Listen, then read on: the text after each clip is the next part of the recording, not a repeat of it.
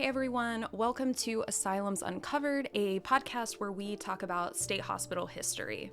I have been wanting to do this podcast for a couple of years now, but I put it on the back burner because, quite frankly, I was afraid I wasn't going to be able to do it justice. State hospital history is something I'm incredibly passionate about. I've spent the past nearly 15 years researching as much as I can, reading books, talking to subject matter experts, traveling across the country to document these locations, visiting museums, taking tours, etc. My house is decorated with state hospital artifacts and documents. My goal is to share information that I've learned and find fascinating. Even if you're not into state hospitals per se, you'll learn something new or take something away from the history, the architecture, or even the medical side of things. If you're like me, you grew up in a rural area that had that one creepy building that sat abandoned, and this was the old state hospital, filled with urban legends, local lore, and what was referred to by the locals as the loony bin.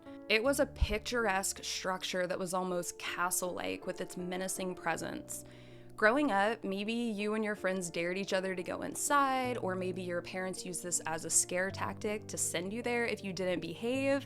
But whatever the case, these buildings were never seen as anything more than a place where some of society's most vulnerable people were locked away. But what if I told you there were more to these buildings than just being creepy? That their architecture served as a form of therapy, that there were trailblazers in the mental health field that saw patients as people and not just lost souls that should be hidden from society, or that these facilities were constructed with the best of intentions. Sadly, when these structures are demolished or fall victim to demolition by neglect, the past within the walls is often forgotten. I'm here to keep those stories alive by sharing them with you. My name's Jordan, and this is Asylums Uncovered.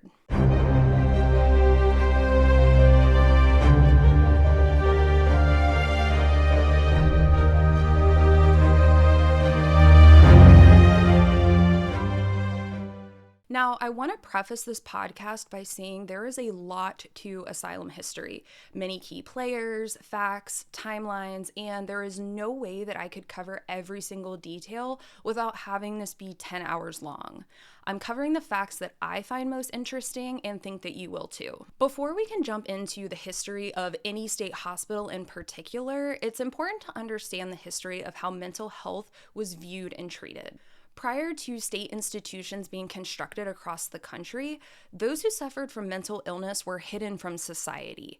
They were housed in county jails, poorhouses, they were shackled in attics and basements of homes. They were basically out of sight, out of mind. Variations of how mental health has been viewed over the years range from demonic possession to somatic origins, meaning that mental illness was originating somewhere within the body. Treatments like bloodletting and trepanation were also quite common. You can see how some of these former views may seem quite silly or even extreme by today's standards, but at the time, that was the norm. That's how things were. But over the years, the view on mental health among academics started to shift to a more empathetic view known as moral treatment. Enter Dr. Thomas Story Kirkbride. Now, there were other advocates for moral treatment during this time, but for these purposes, I am focusing on Dr. Kirkbride. After receiving his medical degree from the University of Pennsylvania in 1832, Dr. Kirkbride had his own practice for 5 years beginning in 1835. Then, in 1840, he was approached to become the first superintendent at the Pennsylvania Hospital for the Insane in Philadelphia. This new facility would be a counterpart to the Pennsylvania Hospital that opened in 1751 as the first medical hospital in America. The original hospital did care for psychiatric patients, but eventually needed to expand due to overcrowding. So, the second facility was constructed. Although trained as a surgeon, Dr. Kirkbride's true passion was working with the mentally ill. Now, I have to pause and say I have toured the Pennsylvania Hospital, and it is such a cool place. This is home to the oldest medical library in America and the oldest existing surgical amphitheater in North America, and it is fascinating to see. If you're in Philadelphia, I would highly suggest taking a tour. Definitely recommend it. In October of 1844, the hospital superintendents of 13 asylums, including Dr. Kirkbride, gathered in Philadelphia to form what is now known as the American Psychiatric Association, where Dr. Kirkbride would eventually serve as president. As I mentioned, he was an advocate for moral treatment, which meant he treated his patients with empathy and compassion rather than shackling, hiding, and maybe even forgetting about them. He believed treating patients with dignity would lead to their best recovery. You also have to keep in mind today's therapies and medications were not available in the 1800s, so this new shift in thinking and patient treatment was pretty revolutionary. Dr. Kirkbride is quoted to have once said, "There is no reason why an individual who has the misfortune to become insane should, on that account, be deprived of any comfort or even luxury." And I think his statement conveys just how compassionate he was. So with this new way of thinking came the Kirkbride Plan, an architectural guideline and standard for state hospital institutions across the country. When I say that the Kirkbride asylums are my favorite, that is such an understatement. The level of detail put into these buildings is unmatched. Imagine a Victorian castle.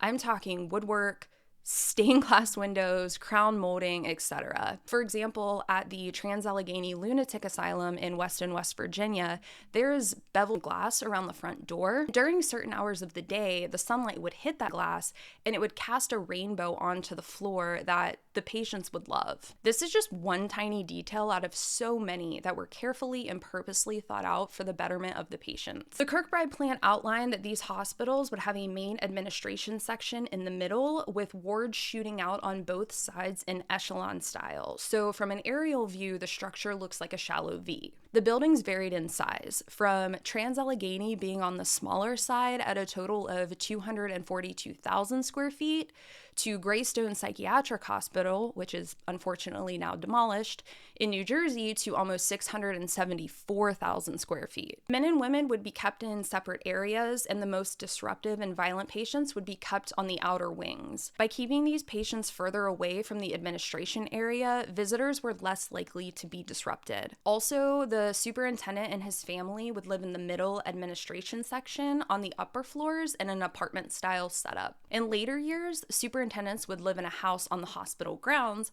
but the original intention was for them to live in the main hospital building. Initially, the hospitals were designed to house 250 patients, meaning each patient would have their own room.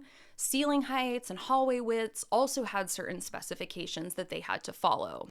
Natural sunlight and air circulation were crucial. Another example is the bars on the outside of windows must align with the window structure so the patients couldn't see the bars from the inside looking out. These institutions were also self-sustained. They had their own power plants, farms, greenhouses, and patients were often encouraged to work on the grounds as a form of therapy. The hospital grounds were to be well manicured and beautiful, so it was actually really pleasant for the patients. Although the architectural guidelines for Kirkbride asylums were the same, each state hospital had its own unique characteristics as each was designed by a different architect. For example, Buffalo State Hospital was designed by H.H. Richardson and boasts a beautiful Richardsonian Romanesque style. This is probably my favorite Kirkbride still standing, and quite possibly out of the ones that are even demolished as well. I don't know, Napa State Hospital might give it a run for its money. Richardsonian Romanesque is iconic with its large stone walls, rounded arches, and corner towers that were also often rounded. In the case of Buffalo State Hospital, it is iconic with its double towers. Dr. Kirkbride did write a book called On the Construction, Organization, and General Arrangements of Hospitals for the Insane, outlining all of the Kirkbride Plan specifications. You can find this book on Amazon if you're interested in learning more. I personally own this book, and there is so much information included. For the first time in history, state hospital institutions were being constructed with the sole purpose of bettering patient conditions through architectural design and revolutionary treatments. In addition to Dr. Kirkbride, there was a second key player in getting Kirkbride asylums constructed across the country, and her name was Dorothea Dix. Dorothea was a teacher by trade, but unfortunately she dealt with many bouts of illness, and at one point she was forced to stop teaching. During her teaching hiatus, she decided to travel to Europe Europe, and there she worked with other reformers to change how the mentally ill were treated and cared for. Upon her return to the United States, she took a teaching job at a local jail in Cambridge, Massachusetts. What she witnessed there was horrific. The treatment of the mentally ill was abysmal. People were naked, chained to the floor, and worse. There was no separation of violent criminals and the mentally ill. There were also no regulations around conditions or hygiene in prisons at this time, so you can imagine how terrible it actually was. Dorothea decided to carry on her work to reform the way the mentally ill were taken care of in this country. She traveled around to different facilities, documenting the appalling conditions. She then presented her findings to the Massachusetts state legislature, advocating for change. What she presented shocked everyone, and this led to a huge push for reform, and funds were actually set aside to expand the state hospital in Worcester. I know anyone listening from Massachusetts is going to say it's Worcester, not Worcester, so sorry for mispronouncing it. Dorothea then went on to advocate for the same changes in New Jersey, and after much back and forth with the state legislature, a bill passed for a new state hospital to be constructed. The first Kirkbride Plan asylum was Trenton State Hospital in Trenton, New Jersey, completed in 1848. Today, Trenton State Hospital still operates as an active facility. But Dorothea's work didn't stop there. She continued her work all across the country, advocating for the mentally ill to have access to better living conditions and treatment. The Dorothea Dix Hospital in Raleigh, North Carolina is named after her. Her work reaches far beyond anything I can capture here, so I highly recommend reading and learning about her. In an odd twist of fate, in her last years of life, Dorothea lived at the Trenton State Hospital and eventually passed away in 1887. Dr. Kirkbride had passed away 4 years before that in 1883 at his home on the Pennsylvania Hospital grounds. Together, these two forever changed the way mental health was viewed in this country and the care provided to those who were suffering from it. Sadly, today, few Kirkbride asylums are left standing. However, there are some available to visit and open to the public. Trans-Allegheny Lunatic Asylum in Weston, West Virginia does tours. Buffalo State Hospital in New York has been renovated to a hotel. Traverse City State Hospital in Michigan does tours, and Oregon State Hospital has a museum honoring the hospital's history, just to name a few. I hope the next time you pass by that creepy building on your way to the grocery, or your friend dares you to go inside the old loony bin, you'll think less of it as a haunted house and more about its significance to the community that it sits in. As I continue this podcast, I'll dive into the history of specific asylums, treatments, and most importantly, the stories of the individuals who wrote a piece of all of our history. Thank you for listening, and until next time.